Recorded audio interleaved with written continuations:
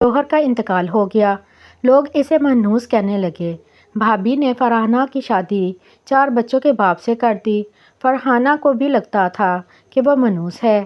شادی کی رات اس نے اپنے دوسرے شوہر سے کہا، مجھے چھونا مت ورنہ میری نحوست تم پر پڑ جائے گی، مگر شوہر نے بات نہ مانی اور اگلی صبح ہوش اڑ گئے کیونکہ سنا ہے لڑکی منحوس ہے۔ پہلی شادی ہوتے ہی 3 دن میں شوہر کو کھا گئی۔ اس کی منحوسیت نے شوہر کو بھی نہ بخشا۔ جب پیدا ہوئی تھی تب بھی ماں کو کھا گئی تھی۔ فرحانہ کی ساس نے مہمان خاتون کی یہ بات سنی تو ان کی طرف بڑھنے لگی اور کہنے لگی، کیا مطلب ہے تمہاری بات کا؟ لڑکی کیسے منحوس ہوئی؟ تو وہ مہمان خاتون آگے کی طرف جھک کر رازداری سے اس کے کان میں کچھ کہنے لگی۔ فرحانہ کی ساس جیسے جیسے ان کی باتیں سنتی جا رہی تھی اس کا رنگ اڑتا جا رہا تھا، لیکن اب کچھ نہیں ہو سکتا تھا کیونکہ نکاح تو ہو چکا تھا۔ وہ تو خوش تھی کہ اپنے عمر رسیدہ بیٹے کے لیے اچھی خاصی خوبصورت اور کم عمر لڑکی مل گئی ہے۔ تو کیا ہوا اگر وہ بیوہ تھی؟ دیکھنے میں تو بالکل نرم اور نازک اور کنواری ہی لگتی تھی، لیکن یہ کیا بات سننے کو مل رہی تھی؟ اس کی بھابھی نے تو کہا تھا اس کا شوہر ایکسیڈنٹ میں مرا تھا۔ یہ تو اسے پتہ ہی نہیں تھا کہ شادی کے 3 دن بعد ہی وہ بیوہ ہو گئی تھی۔ رخصتی کا شور اٹھا اور فرحانہ کی رخصتی کر دی گئی، مگر رخصتی سے پہلے بھابھی نے اس کے کان میں کہہ دیا تھا، اگر اپنی منحوسیت سے اس شوہر کو بھی کھا گئی تو واپس ہمارے پاس لوٹ کر آنے کی ضرورت نہیں ہے۔ تمہارے بھیا کو اپنی زندگی بھی بنانی ہے، اپنے بچوں کے لیے بھی کچھ کرنا ہے۔ میری بھی اپنے شوہر سے متعلق کچھ خواہشات وابستہ ہیں۔ اب میں ان خواہشات کو پورا کرنا چاہتی ہوں، اس لیے بہتر یہی ہے کہ جیسے تیسے کر کے بھی اپنی زندگی اپنے شوہر کے گھر میں ہی گزارنا۔ اگر شوہر کو کھا بھی جاؤ تو یہاں لوٹ کر آنے کی ضرورت نہیں ہے۔ فرحانہ کا دل دکھ سے بھرنے لگا۔ خوف اور وہم اس کے پورے وجود میں پنجے گاڑ کر بیٹھ گئے۔ رخصتی کا وقت تھا، بجائے اس کے کہ بھابھی دعائیں دیتی ایسی بدشگونی کی باتیں کر رہی تھی۔ پہلے سے خوفزدہ دل مزید سہم گیا تھا۔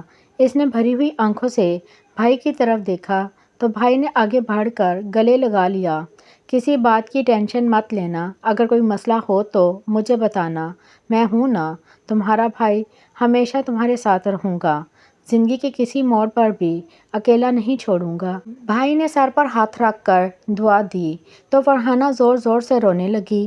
یہی تو ایک سہارا تھا جس کے سہارے پر وہ اپنے سارے دکھ بھول جاتی تھی۔ اسے لگتا تھا کہ اس کا بھی دنیا میں کوئی ہے، ورنہ ماں باپ کی موت کے بعد تو اسے لگا تھا جیسے اس کے لیے دنیا تنگ ہو گئی ہے۔ بہرحال روتے دھوتے اور دعاؤں کے سائے میں فرحانہ رخصت ہو کر اپنے سسرال آ گئی تھی۔ سسرال کے گھر میں قدم رکھتے ہی 4 چھوٹے چھوٹے بچے آ کر اس سے لپٹ گئے۔ اس کا دوسرا شوہر متوسطہ طبقے سے تعلق رکھتا تھا، نہ بہت زیادہ امیر تھا نہ غریب، اچھی آمدنی تھی، گزر بسر ہو رہی تھی۔ اس کے شوہر کا پہلا بچہ ہی تقریباً 14 سال کا تھا، یعنی فرحانہ سے صرف 6 سال چھوٹا۔ اس کے بعد کے 4 بچوں کو خود سے لپٹتا دیکھ کر فرحانہ گھبرا گئی، مگر اس نے آہستہ آہستہ چاروں بچوں کے سر پر ہاتھ پھیرا۔ کچھ بھی تھا، اب یہی اس کی زندگی تھی، وہ ان بچوں سے منہ نہیں موڑ سکتی تھی۔ انہی بچوں کی خاطر ہی اسے لایا گیا تھا۔ وہ یہ بات اچھی طرح جانتی تھی، خود یتیمی میں پلی بڑھی تھی، بھابھی کے ظلم ستم برداشت کیے تھے، حالانکہ بھائی سے بہت پیار کرتا تھا، اس پر جان چھڑکتا تھا، مگر کبھی کبھار بھائی کو بھابھی کے ظلم نہیں بتائے تھے۔ وہ نہیں چاہتی تھی کہ اس کی منحوسیت سے بھائی کا گھر خراب ہو جائے، اس لیے ہمیشہ ہی چپ کر جایا کرتی تھی۔ اب ان بچوں کو دیکھ کر ان کے دکھ کا اچھی طرح اندازہ ہو رہا تھا۔ چھوٹا بچہ سہم کر ایک طرف کھڑا ہو گیا۔ اس نے دھیرے سے چھوٹے بچے کو اپنے پاس بلایا، یہاں آؤ۔ بچوں نے نفی میں سر ہلایا تو وہ خود اس بچے کی طرف بڑھی۔ بچہ سہم کر مزید پیچھے ہٹنے لگا۔ جب اس نے بازوؤں سے پکڑ کر نرمی سے اسے اپنے پاس لپٹا لیا، میں آپ کی ماما ہوں، کیا آپ کو نہیں پتہ؟ اس نے بچے کی آنکھوں میں دیکھتے ہوئے کہا۔ شوہر دور کھڑا ساری کارروائی دیکھ رہا تھا، جبکہ ساس بھی آج چپ چاپ فرحانہ کو دیکھ رہی تھی۔ اسے امید نہیں تھی کہ فرحانہ اتنی جلدی اپنے سوتیلے بچوں کو قبول کر لے گی، مگر دل ہی دل میں خوش بھی تھی۔ سارے خوف اور خدشات کہیں دور جا سوئے تھے۔ آپ میری سوتیلی ماما ہیں، اور سوتیلی ماما گندی ہوتی ہیں، بہت مارتی ہے، کھانا بھی نہیں دیتی اور دھوپ میں کھڑا کرتی ہے۔ 6 سالہ ابراہیم معصومیت سے فرحانہ کی طرف دیکھتے ہوئے آنکھیں پٹ پٹا کر بولا، تو فرحانہ نے اسے گلے سے لگا لیا اور کہنے لگی، میں بس آپ کی ماما ہوں، سکا یا سوتیلا کچھ نہیں ہوتا، میں آپ کو کبھی نہیں ماروں گی، بس آپ کو مجھ سے دوستی کرنی ہوگی۔ ہاتھ آگے بڑھایا تو ابراہیم نے خوش ہوتے ہوئے ہاتھ تھام لیا۔ ساس جو بیٹے کو منع کرنا چاہتی تھی کہ فرحانہ کے قریب مت جانا، اس کی نحوست کا سایہ تم پر بھی پڑ جائے گا، اب وہ خاموش ہو گئی تھی، لیکن ایک طرف لے جا کر بھابھی اور مہمان خاتون کی ساری باتیں بتا دی تھیں۔ شوہر نے سن کر اثبات میں سر ہلا دیا، مگر کسی قسم کا رد عمل نہیں دیا۔ فرحانہ کو اس کے شوہر وقاص کے کمرے میں پہنچا دیا گیا۔ دھک دھک کرتے دل کے ساتھ فرحانہ کمرے میں بیٹھی ہوئی تھی، دل بھی تیزی سے دھڑک رہا تھا۔ عمر رسیدہ شوہر نے نہ جانے کیسے مزاج کا ہوگا، اور پھر اس کی اپنی منحوسیت، پتہ نہیں یہ گھر بسنے بھی دے گی یا نہیں۔ آنکھوں میں آنسو بھرے وہ بار بار اللہ سے دعا کر رہی تھی، یا اللہ اس بار کچھ برا نہ ہو۔ وہ لوٹ کر بھابھی کے پاس کیسے جائے گی اور دنیا والوں کو کیا منہ دکھائے گی؟ اس کی منحوسیت تو پہلے ہی نہ جانے اس کے کتنے رشتے کھا گئی تھی، اب مزید کچھ کھونا نہیں چاہتی تھی۔ تھوڑی دیر بعد دروازہ کھٹکھٹاتے ہوئے شوہر کمرے میں داخل ہوا۔ اس کے ہاتھ میں منہ دکھائی کا تحفہ تھا، ایک چھوٹا سا گول ڈبہ فرحانہ کے سامنے رکھا۔ فرحانہ نے ڈبہ کھولا تو اس میں سے ایک خوبصورت سی انگوٹھی چمک رہی تھی۔ اس کی آنکھوں میں آنسو آ گئے اور شکریہ کہتے ہوئے سر جھکا دیا۔ شوہر نے فرحانہ کا ہاتھ پکڑ کر لبوں سے لگا لیا اور اس کے مزید قریب ہونے لگا۔ فرحانہ ایک دم بیڈ سے اتر کر کھڑی ہو گئی۔ پلیز میرے قریب مت آئیے۔ شوہر نے سوالیہ نظروں سے اس کی طرف دیکھا تو فرحانہ نے سر جھکا دیا، کہنے لگی، میں منحوس ہوں، میری منحوسیت کا سایہ کہیں یہاں پر بھی نہ پڑ جائے۔ میں آپ کی بیوی ہوں اور آپ میرا دنیا میں واحد سہارا ہیں، میں آپ کا نقصان نہیں چاہتی۔ آنکھوں سے ایک دم آنسو بہنے لگے تھے جب شوہر نے اسے گلے لگا لیا اور کہنے لگا، یہ منحوسیت کچھ نہیں ہوتی فرحانہ۔ وہ اسے روکتی رہ گئی، مگر شوہر نے اس کی ایک نہ سنی۔ ان دونوں کا رشتہ مکمل ہو گیا۔ فرحانہ نے بھی دھڑکتے دل کے ساتھ سب کچھ قبول کر لیا تھا، مگر وہ نہیں جانتی تھی کہ اگلی صبح اس کے لیے کون کون سے جھٹکے لے کر آنے والی ہے۔ اگلی صبح جب وہ اٹھی تو شوہر بستر پر نہیں تھا۔ بھاگتے ہوئے صحن میں آئی تو ایک دم سے اس کے قدم رک گئے، سامنے ہی زمین پر شوہر۔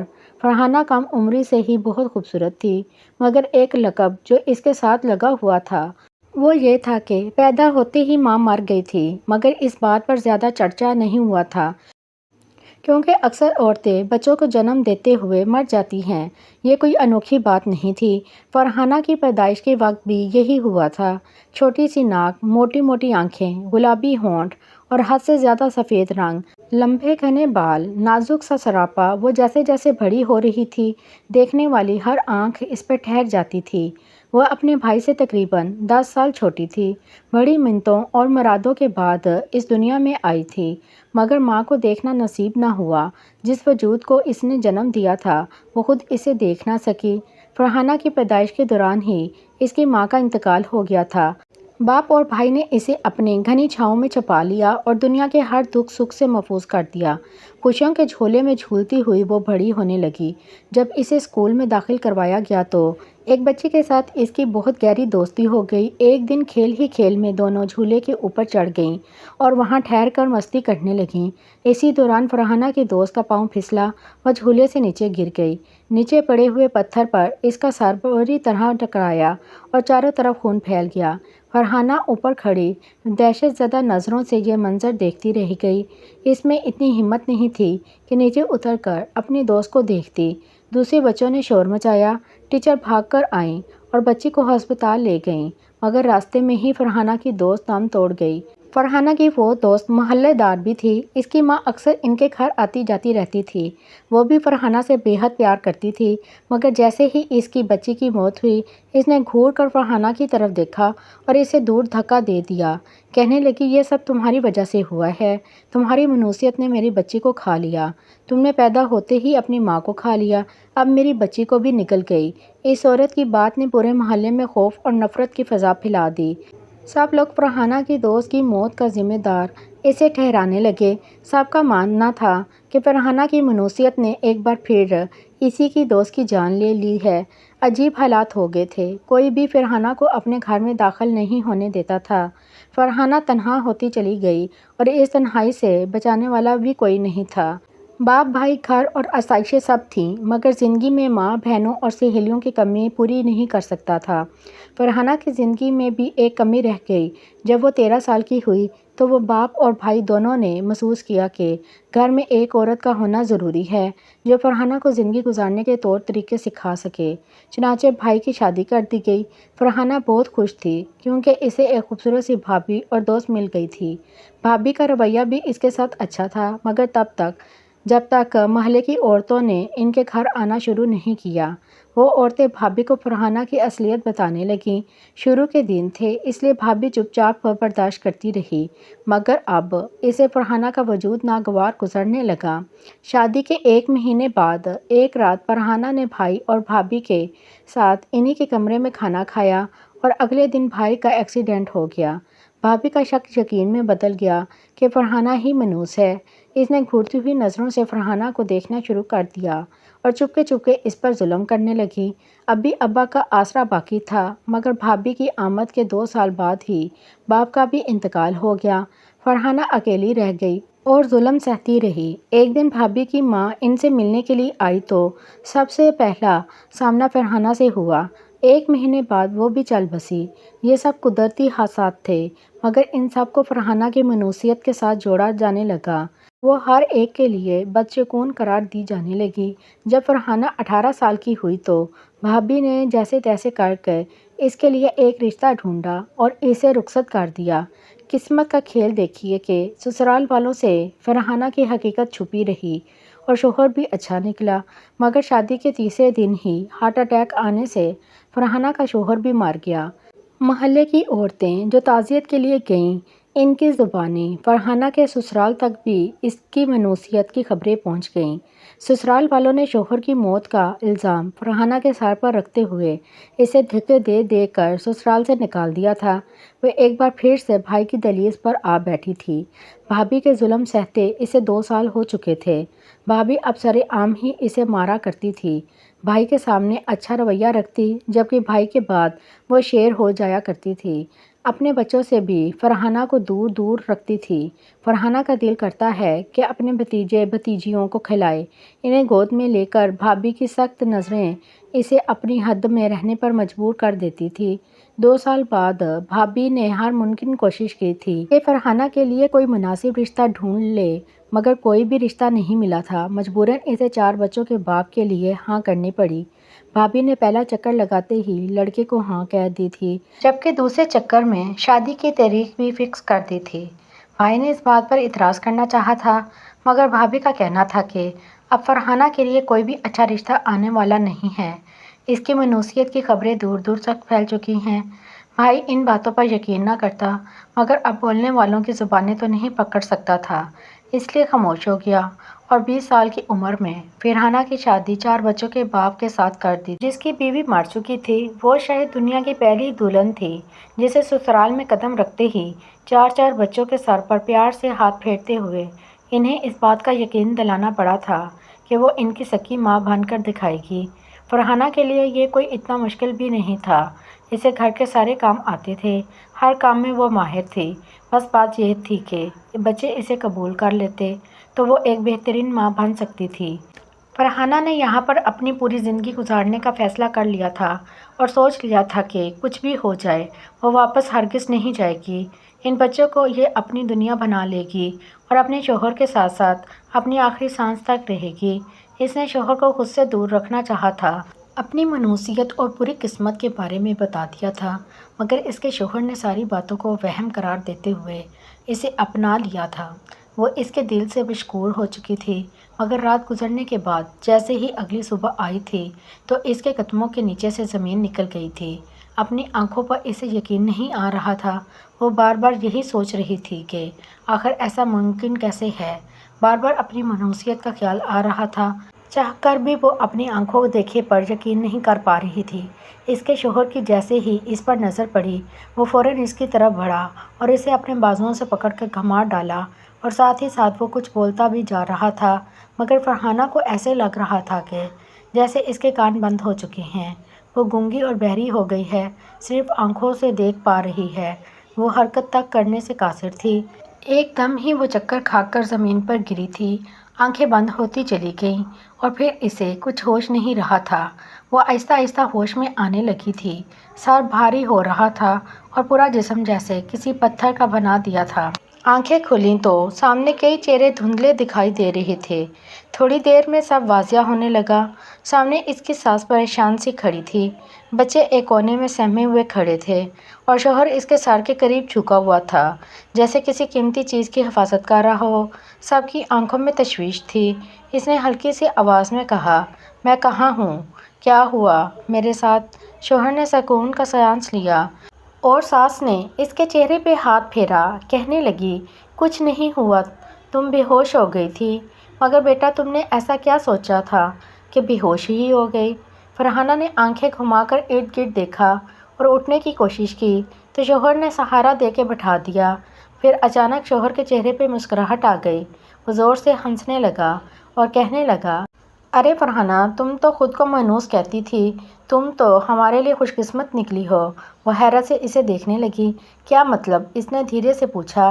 شوہر نے خوشی سے کہا، میری کمپنی نے مجھے پروموشن دی ہے، مجھے نئے پروجیکٹ کا ہیڈ بنا دیا گیا ہے، اور کمپنی کی طرف سے ایک نئی گاڑی بھی ملی ہے۔ 3 ماہ کے اندر اندر ہمیں ایک بڑا گھر بھی ملنے والا ہے۔ اب بتاؤ، یہ نحوست ہے یا خوش بختی؟ وہ سب کے سامنے خوشی سے جھومنے لگا۔ ساس کی آنکھوں میں بھی چمک آ گئی، بچے تالیاں بجانے لگے، اور فرحانہ بے اختیار خدا کا شکر ادا کرنے لگی۔ اس کے لبوں پر ایک ایسی مسکراہٹ تھی جو برسوں بعد آئی تھی۔ دل کے اندر سے جیسے ایک بڑا بوجھ اتر گیا تھا۔ وہ سوچ رہی تھی کہ اگر وہ واقعی مانوس ہوتی تو آج یہ سب کیسے ہوتا۔ آنکھوں سے آنسو بہہ نکلے، مگر یہ خوشی کے آنسو تھے۔ میں مانوس نہیں ہوں، میری نحوست نے کسی کو نہیں کھایا، شوہر نے نرمی سے کہا۔ میں نے پہلے ہی کہا تھا کہ یہ سب باتیں بس لوگوں کی گھڑی ہوئی بہانیاں ہیں۔ خدا نے تمہیں خوبصورتی بھی دی ہے اور دل کی نرمی بھی۔ تم جیسی عورت کبھی مانوس نہیں ہو سکتی۔ فرحانہ نے ساس کی طرف دیکھا، جو اب اس سے پیار سے کہہ رہی تھی کہ بیٹی، تم تو ہمارے لیے رحمت بن کر آئی ہو، تمہارے قدم سے ہی گھر میں برکت آ گئی ہے۔ فرحانہ کے دل میں سکون اترنے لگا۔ اس نے ایک نظر آسمان کی طرف اٹھائی اور دل ہی دل میں کہا کہ اے اللہ، تیرا شکر ہے، تو نے میری زندگی بدل دی، اب مجھے کوئی بھی مانوس نہیں کہے گا۔ شام کو جب بھائی کو خبر ملی کہ بینوئی کی پروموشن ہو گئی ہے تو وہ بھی خوشی سے نہال ہو گیا۔ فوراً فون اٹھایا اور فرحانہ سے بات کی، بہن مبارک ہو، لگتا ہے میری دعائیں رنگ لے آئیں۔ اس نے اپنی بیوی کی طرف دیکھا اور کہنے لگا، دیکھا تم نے، میں تم سے کہتا تھا نا، میری بہن مانوس نہیں ہے، اللہ نے اسے بہت عزت دی ہے، تم نے ہمیشہ اس پر ظلم کیے، مگر آج وہ تم سب سے زیادہ خوش نصیب ثابت ہوئی ہے۔ بیوی نے شرمندگی سے سر جھکا لیا۔ بھائی نے نرمی سے کہا، اب تم بھی اس سے محبت کرو، وہ تمہاری نند نہیں، تمہاری چھوٹی بہن ہے۔ شوہر نے اس کے آنسو پونچھتے ہوئے کہا، اب وعدہ کرو کبھی خود کو مانوس نہیں کہو گی۔ فرحانہ نے ہلکا سا مسکرا کر سر ہلایا اور کہا، نہیں اب نہیں، اب میں جان گئی ہوں کہ خوشی اور غم سب اللہ کے ہاتھ میں ہے، انسان خود کچھ نہیں کر سکتا۔ شوہر نے کہا، بس یہی ایمان سچا ہے۔ اس کے بعد وہ سب اکٹھے بیٹھ کر ہنسنے لگے، بچے کھیلنے لگے، اور گھر میں سکون اور مسرت کا ماحول بھر گیا تھا۔ فرحانہ کے چہرے پر رونق آ گئی تھی، جو ہمیشہ سے اس کے مقدر میں لکھی تھی، مگر وقت نے آج جا کر اسے دکھائی تھی۔